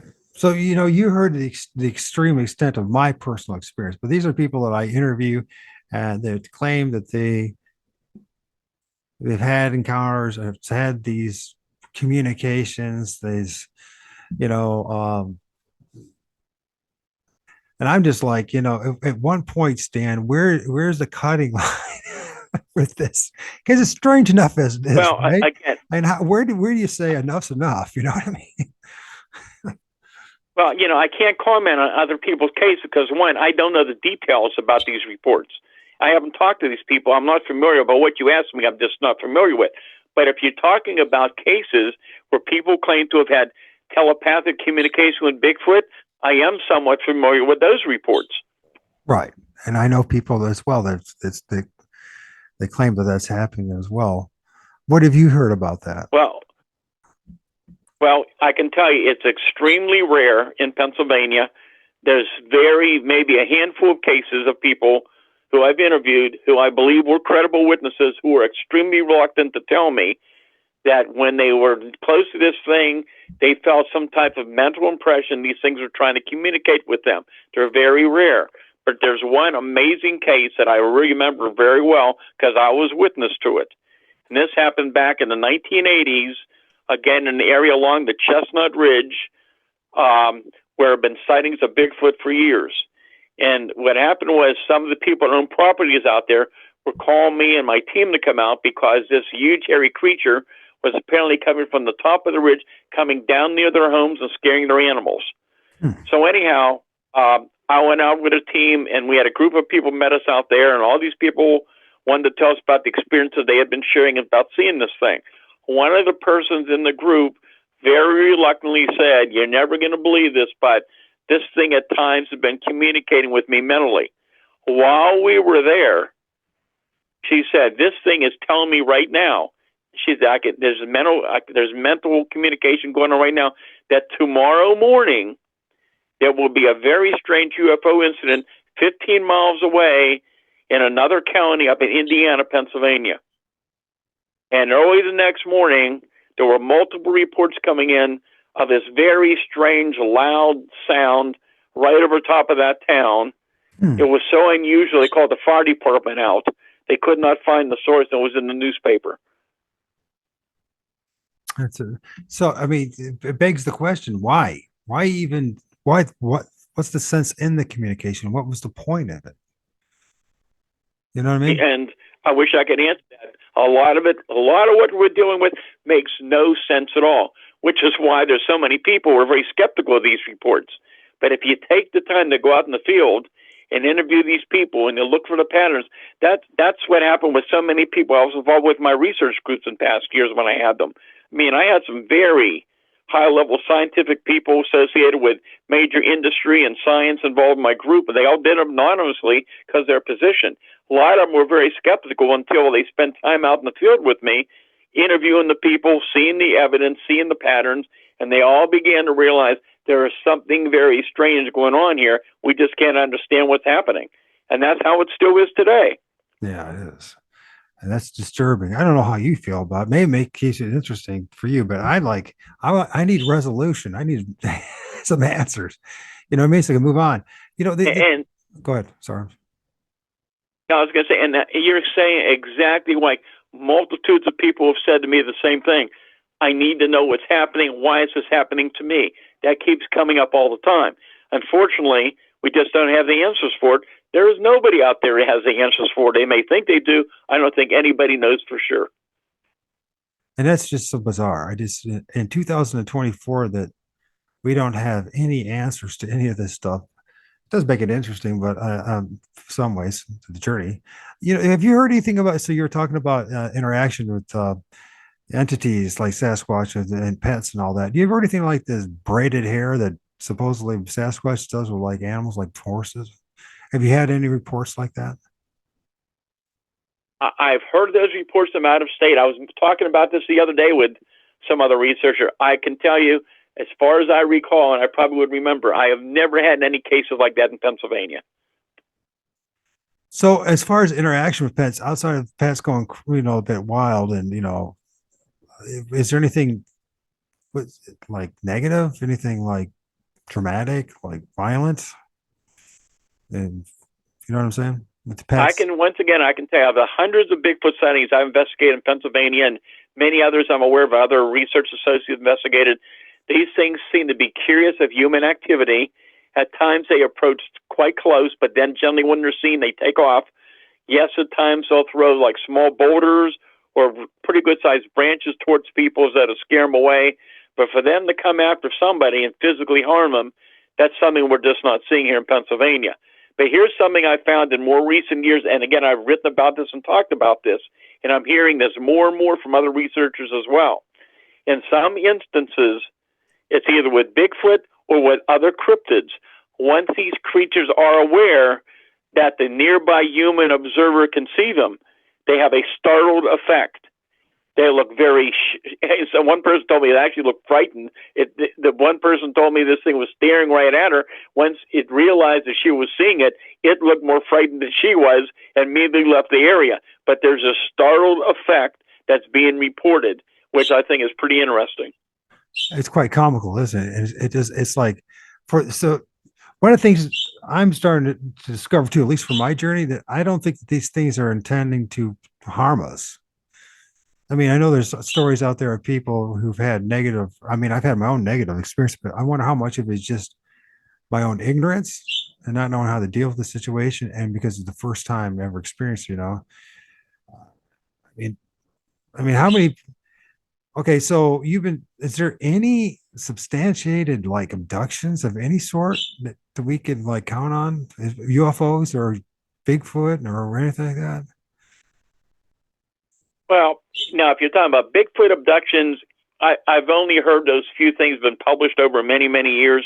In Pennsylvania, I cannot think of any cases like that I'm aware of that can be confirmed. And they're just something that just doesn't come up. With the UFO abduction reports, well, yes, I've been involved in those since the 60s. I was probably one of the first in the country to look into some of these missing time cases.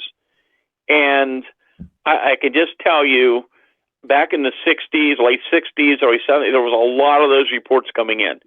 And when you get involved in some of those cases, my gosh, you can spend weeks, months, and years on one case, which we didn't have the capability to do. I mean, you got to remember, one, we all had full-time jobs. We're doing this out of our own pocket. We have families, and we're doing what we could do. I don't know how we did what we did. And, of course, I haven't had my groups for years. I'm still involved with a lot of the researchers, but I get a lot of the reports, and I'm still investigating as much as I can out there. And but anyhow, there were some really interesting alleged abduction reports back in those days. Some were very detailed, and again, some very credible people who had some very important positions whose lives were being changed by something. And I cannot say that, yes, they are being abducted by extraterrestrials, but something was happening to some of these people that affected their lives greatly. And I think I mentioned this to you earlier. I've been doing a lot of interviews in recent days and kind of mixing them all together. But some of these people I've been involved with who are having some experience that we talked about today, some of these people, from the time they were very young children, they were having, again, apparitions, paranormal phenomena going on. As time went on, they had UFO sightings, Bigfoot encounters, cryptid encounters, the balls of light. Sometimes other people witnessed it with them. But what I found out was it was also running through generations. As their children grew up, their children had experiences, and now their grandchildren. And that's something that is no doubt in my mind. There's a pattern to that. And very interestingly, even in the last year, these people don't even know each other. And sometimes on the same day or within days, these people were coming to me talking about that they were having an increase in activity, not knowing about the other people's experiences. Interesting. So my mother, she swears, and she's no longer with me, but she swore that when she was a young girl, maybe around 5 years of age, that she saw an apparition or Jesus, right? Her and one of her siblings. I think it was one of her brothers.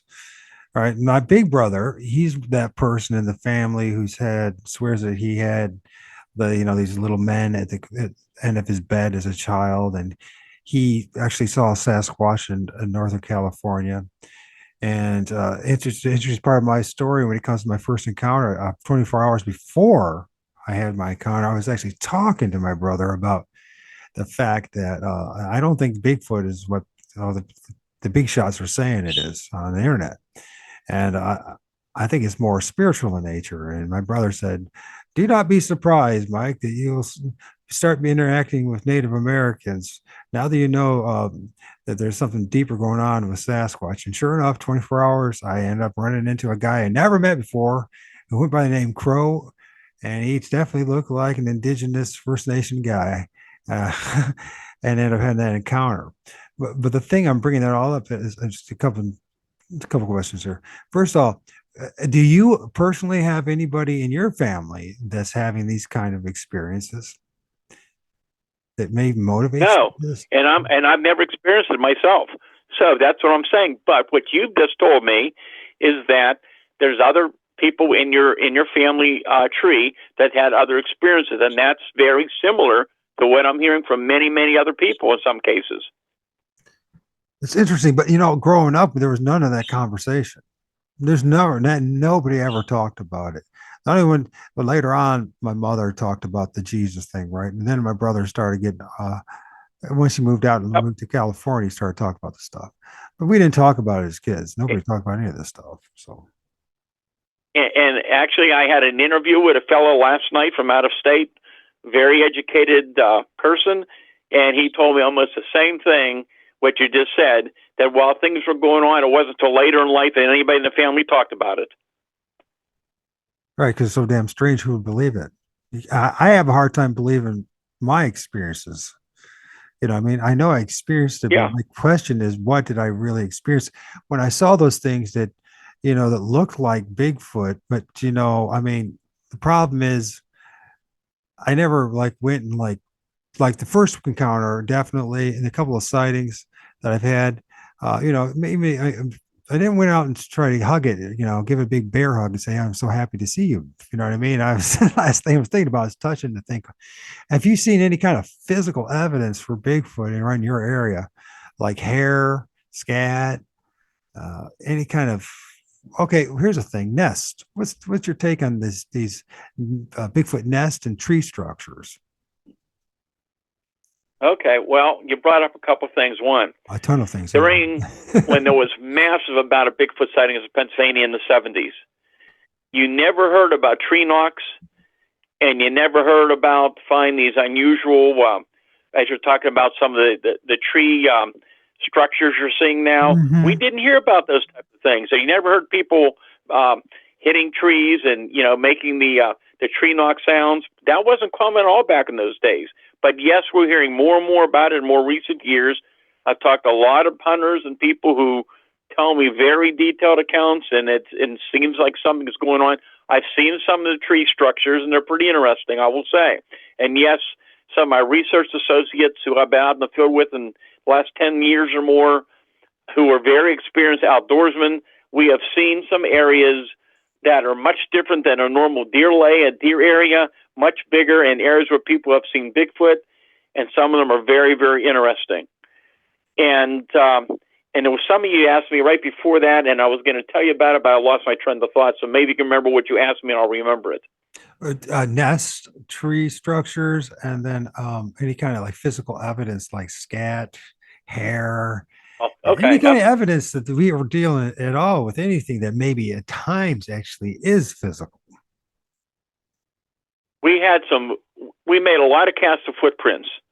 We had three-toed footprints, which was very common back then. I have an amazing cast I made back in August 7th, 1973, when all this Bigfoot things were starting. It was the case that really started things. There was a man, this would have been a week before July 31st, 73. It was a very warm night. They live out in a rural area, a lot of woods around, where there ended up being a lot of Bigfoot and UFO sightings during that time period by different people.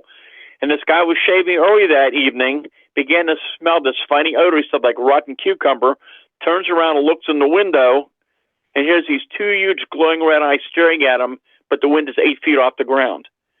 They had several big dogs there, but the dogs weren't making a sound, which was very unusual.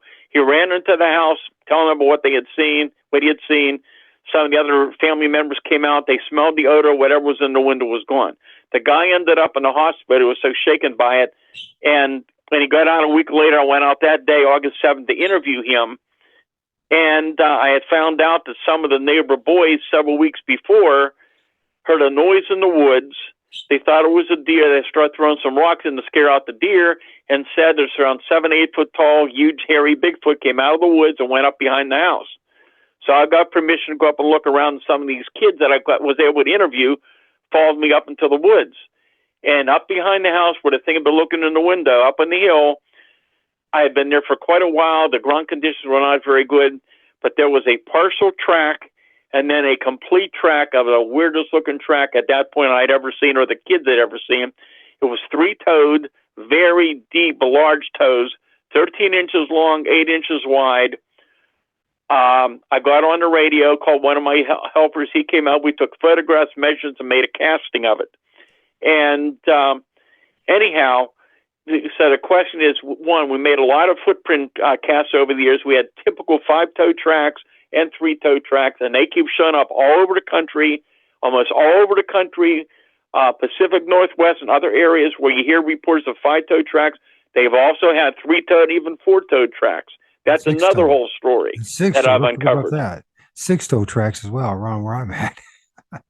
in okay, Ohio, well, I've never seen this. Okay, well, if you only find like in one case something like that, well, there's weather conditions, there's other conditions that might produce that. I'm not there to look at them. I can tell you, when we start over the years get multiple cases like the same kind of track showing up in widespread areas, then we begin to wonder what's happening. That's another mystery, because one, you can't have so many type of footprints with so many types of unknown species, yet at the same time we do. And once again, whether we like it or not, there are cases like this. I've interviewed people who have followed footprints, hunters, experienced hunters who have followed Bigfoot tracks or other cryptid tracks, and the tracks physically changed into another form as they were following them. Okay, so this is something else that might be going on. I talk about hair samples. Back in the 70s, we had some pretty good hair samples from some of the cases we had. And we were able to submit them some professional laboratories to examine the best they could. Unfortunately, back in those days, the analytical process was not like it is today, and most of the time was destructive testing. So when they used the samples, after they were done, the samples had been destroyed, unfortunately, and we wish we had some of those left, but we don't.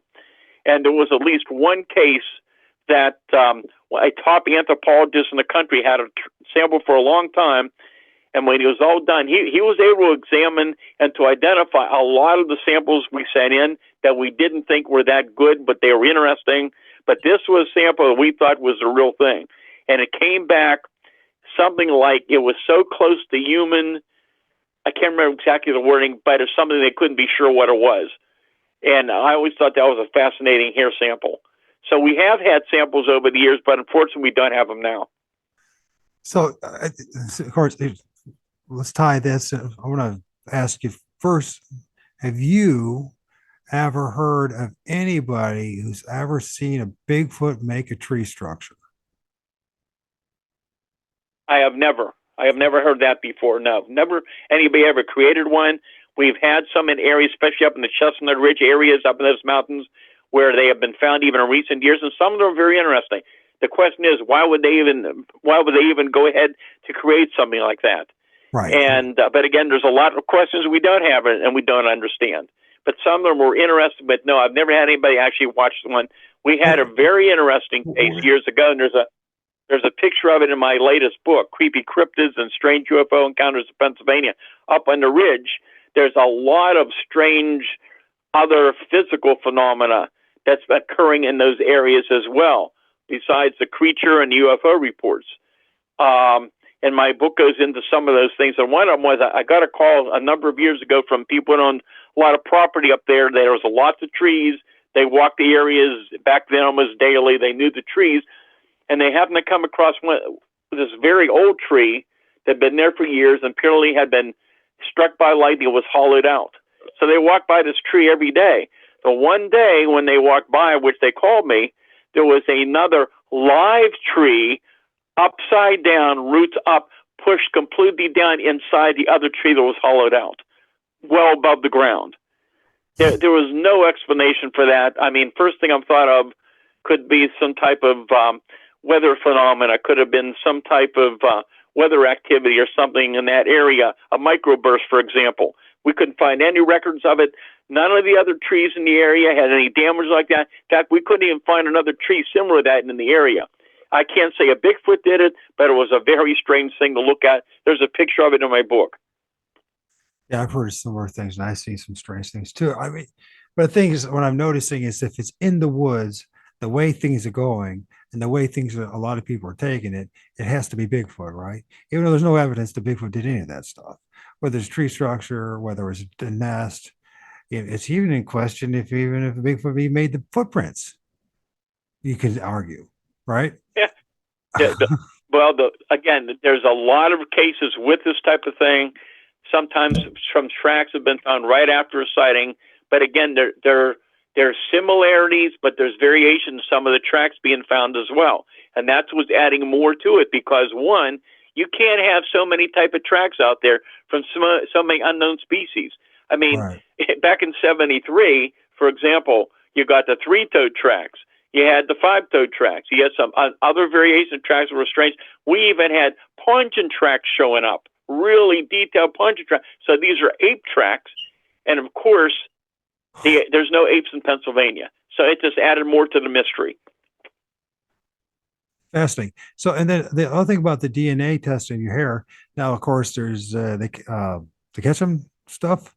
I don't know. What's your take on that? Because, I've heard a lot of people that I've talked to who try to use that as an argument for Bigfoot or Sasquatch. But I tell them, I don't know how you take it, but a half of the only you got is half possible human, and that's it. That's pretty much nothing. You have nothing. Well, what's your take on it? Have you looked Well, into it? again, it's been years since I looked into that. And again, I keep an open mind. I've heard so many variations over the years and testing being done on here. There's all kind of different labs. There's all kind of different analysis. I am no expert in it. I've talked to different people that know quite a lot. But again, all I can tell you is the evidence is there's something definitely out there. Nobody understands it. There's some very strange aspects of whatever we're dealing with. Right. I don't think anybody knows for sure what we're dealing with, but we're dealing with, in a lot of these reports, people are describing as more of a huge, giant, hair-covered creature. Some are more ape-like type of reports, but there's a lot of similarities. And, a lot of the historical reports of these things were, fairly tall but very wide-shouldered. But then we have many reports, even in recent years, of quite tall ones that are very thin. And then we're getting reports last year and over the years, but more of them last year, of small ones like 4 to 5 feet tall with kind of gray hair showing up in different areas. So there's a variations, but similarities in the reports as well. It's truly bizarre. And by the way, I'm not trying to dissuade people, or I'm not a skeptic, right? I'm somebody who's had encounters. And my last May 15th of last year, I filmed what I believe to be a Sasquatch, but it's very human-like in nature. It's in broad daylight. I got the video out there. Not too many people know about it. The problem is that it's so ethereal in its nature. It's not pareidolia, but very ethereal in nature that it doesn't satisfy too much of anybody. You know what I mean? As far as what a Sasquatch is. But my point in bringing all this stuff up, Sam, is not to cause people to doubt or to not believe, but to start questioning some of the narratives that are out there, and for us as researchers to start questioning ourselves and our own biases. Does that make sense? Because I've All you can do is you got to keep an open mind. You got to be skeptical, but at the same time keep an open mind. There's something out there. A tremendous number of people apparently have had these experiences, a lot more than anybody realizes. It's much more common than people understand. People call me all the time, just people from the general public who have never experienced these things before. They don't know who to call. They don't even know how to ask it. They just want to share their experiences. They want to find out if other people saw something similar. And quite often they'll find out they were not alone. Other people have. And isn't it interesting, Stan, that you're one of the guys that was chosen? You were tagged to do this almost. I know you were interested as a child and you started things and you kind of built a reputation, but still, they're still going to you, Stan. Isn't that fascinating? Yeah, they do. And I get lots of calls, like I said, and I'm in touch with many other researchers around the country and other places, and there's so many of them now who are getting similar activity in the last few years. These things are showing up many, many places. These strange reports are showing up, and I mean, it's just incredible, the similarities and the details that are coming in. How many people do you think, like me, the reason I reached out to you, Stan, is because you're the first, like I said, I wasn't just blowing smoke. You're the first person with any credibility in the field who was saying what I was experiencing. And so I wanted to talk to you. I've been wanting to talk to you for a long time. And finally was positioned to do it. And but why do you think so many people? Is there a lot of people like me? They're saying kind of the same thing. The reason why they're reaching out to Stan Gordon is because you're willing to say that we're dealing with something that's interdimensional.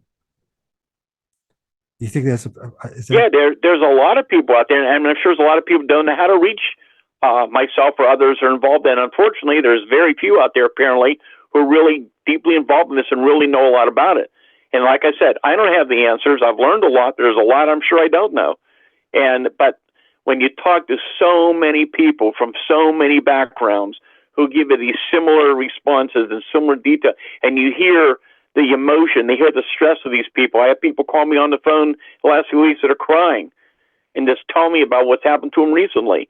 And nobody understands why this is going on in their lives. It's much more common than most anybody realizes. I wish we had an idea, but it's been going on for a long time. It's just starting to come out a little more. It says a lot about the place that we live in too, right? I mean, what kind of place do we actually live in? You know, and there's only so far that the hard sciences can take us, right? And it's just like there's so many. This is a place full of enigmas and questions and endless questions for that matter, and never getting to many of the answers, right? To a lot of the deeper questions are that are out there in life. So The the one thing I see that's a positive is that in more recent years, especially the last couple of years, there's more and more scientific people, people in the science community, who are looking into these kind of reports now, taking it much more serious. A lot of them, just like the people I was involved with for years and years, going back to the 70s, did it anonymously because of their positions. But now there's more and more people who are respectable people who are taking this much more serious now and are starting to realize that there's something else going on here. But scientifically, it's so beyond our understanding right now, it's difficult for people to deal with. it really is, and it's very isolating. And for a lot of us, we really don't have room to go. And when we do, we find some YouTube channel, some the latest guru, right? They're all saying the same thing, right? They're all saying no one's an expert. Then they're claiming to be, pretending to be the expert. If you, I don't know if you notice that. And so, there's a lot of people that we get sucked up into these little movements or personalities, the latest guru. And I think it's important to find and remember people like Stan Gordon, who are willing to be objective and honest about things and help us to maybe reflect a little bit what we're going through, right? I feel there's a lot of frustration. There's a lot of frustration from a lot of people. I know things are improving, but there's still a lot of frustration for a lot of people who want their voices to be heard. And what we're seeing is that people are taking it all over the place, Dan. They're starting cults over it, new age movements with it, or just getting real vicious about it. And there's a lot of hoaxers out there. There's 100%. There's a lot of hoaxers. But at the same token, there's a lot of us who had real experiences, and we seem to be stuck in the middle here. If you know what I mean? And actually, this is kind of similar to what I was aware of back in probably the 70s and 80s, especially when there was a lot of talk about the abduction reports. And there were a lot of small groups getting together in the Pennsylvania area, Pittsburgh area, around the country, where they were getting together. And some of these groups apparently were pretty good. And they were helping some people to at least be able to share their experiences. But unfortunately, I know in my area, there's nothing like that I know of exists anymore. A lot of those people are now deceased. A lot of them are way up in age, and a lot of them are just gone.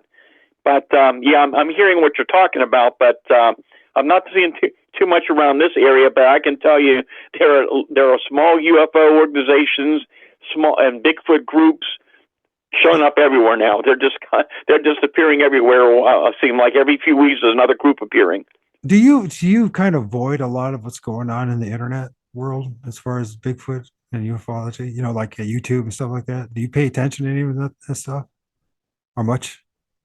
I don't watch a lot. To be honest with you, I'm so busy just with phone calls and emails. I don't even do social media. So you don't find me on Facebook and those places. I get a lot of people who do call me if they see something interesting on Facebook just to make me aware of it. But I don't. I'm not even on there. So I do try to keep up with some of the big national stories, but I just don't have time.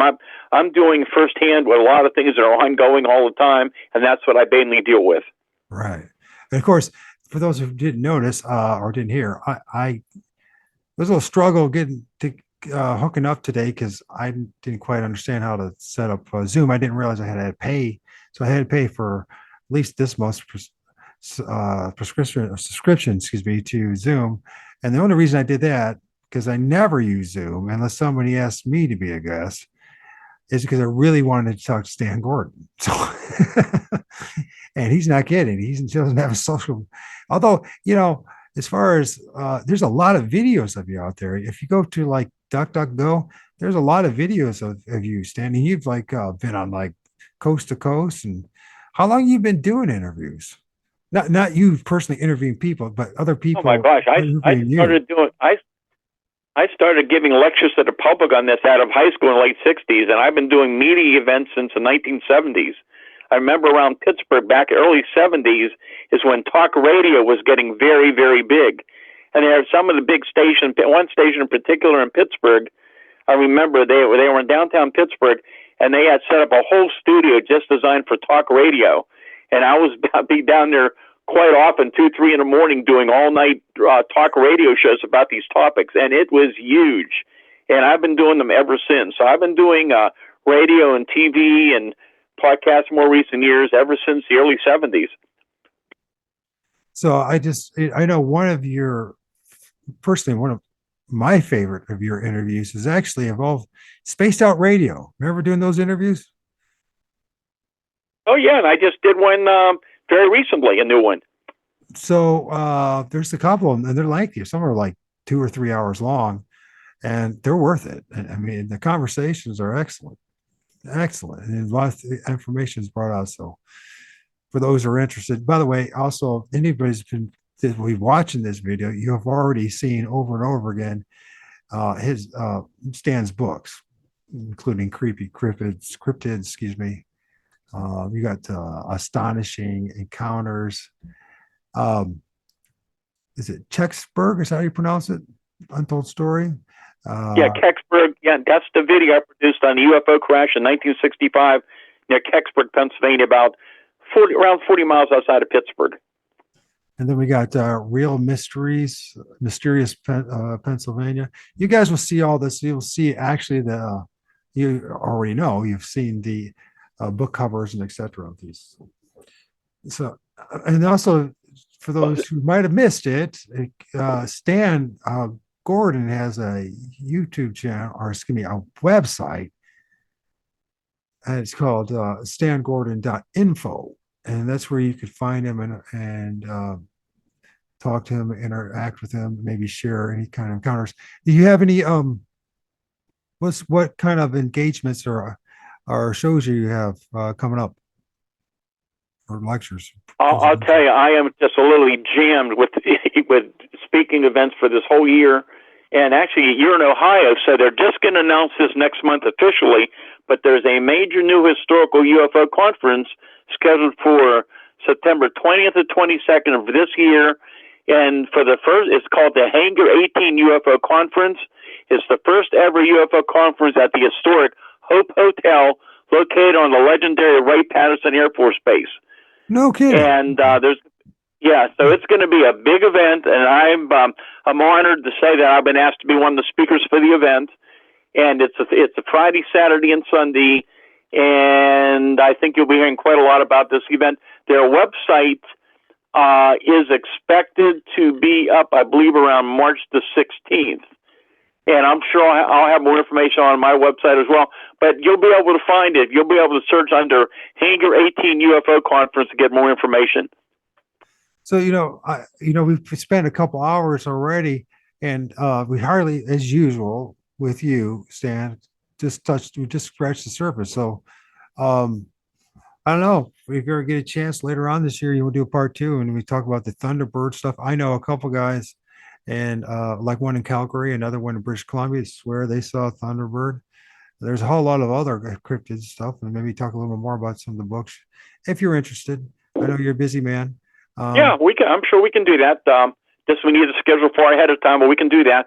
And now that I know how to use Zoom, now that I know, thanks to you, I might as well use it, right? Now that I know how to use it. So, my Solid Invasion book goes into great detail about this case of the UFO Bigfoot connection and some of the weird things we didn't have time to talk about. The latest book, Creepy Cryptids, has all kind of creature sightings and things there I'm sure people have never heard about before. A lot of extremely detailed, low-level balls of light and Bigfoot and cryptid reports. So it's a lot different than what you've read. And my other books, they're all available on Amazon.com or BarnesandNoble.com. Thank you, Stan. And once again, I'm not really part of the Bigfoot community or any community, right? I'm just a guy that went through had some encounters, right? Is trying to find some answers. I really don't feel like joining any group again, if you know what I mean. For me personally, now I'm not saying it's the wrong thing or right thing. I just want to know the answers and move on. So, and I do feel that a guy like you, Stan, can help me and others who hears this conversation to start having some kind of resolution. Even if the resolution at the end of the day is we just don't know what the hell we're dealing with. But what we experienced was real. Well, I think. Well, again, I've talked to so many people who have these experiences, and they're very often very happy to learn that they're not alone, that many other people are having very similar things occur in their lives. Absolutely. Absolutely. Stan, thank you so much for spending some time with me. I really could spend all day. Well, thanks for having me on. I appreciate it, and I'm sure we'll talk again. I hope so. It was because my privilege to have that happen again. When the video is done, I will send you a link. Okay, it's going to take some time editing. Sounds very good, and I'll post it on my website for you. That would be an honor, sir. Thank you. You have a great day. Huh? All right. Thanks again. Have a good one. Okay. Bye. Bye. I'll talk to you later, man. Thank you.